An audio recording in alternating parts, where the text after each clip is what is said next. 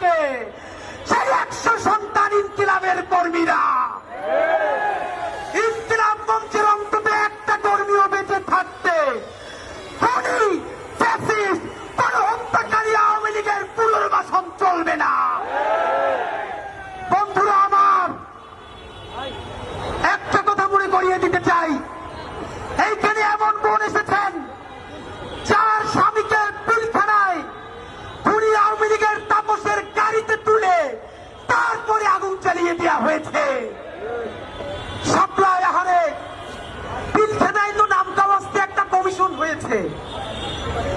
সাপ্লার সবাই গরিব বলে, গ্রাম থেকে এসেছে বলে যেই গণহত্যা সাপ্লাই হয়েছে, তাদের নামে কি একটা কমিশন করতেও এই সরকারের লজ্জা লাগে?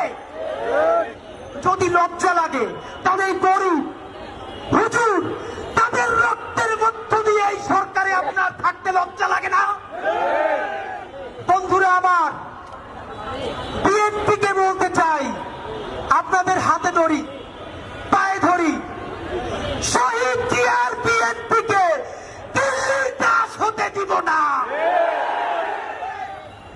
জামাত ইসলামের ভাইদেরকে মনে করিয়ে দেই, সাইদি সাহেবের রায়ের পরে 2 শতাধিক মানুষকে 2 দিনে পাখির মতো গুলি করে হত্যা করা হয়েছে। শুধু হত্যা করা হয় নাই, পাখির মতো স্তূপ করে নারী পুরুষের লাশগুলো রাস্তার পাশে রাখা হয়েছে। সেই গণহত্যাকারী আওয়ামী লীগ, তাদেরকে যারা দেখেছে তারা হলো সেই দিল্লি, ভারত, জামাতে ইসলামী। স্পষ্ট মনে রাখেন, সাইদি নিজামীদের জামাতকে ভারতের দাবিদার হতে দিব না। এনসিপির ভাইয়েরা মনে রাখো, শত শত জুলাইয়ের রক্তের মধ্য দিয়ে নেতা হইছ তোমরা।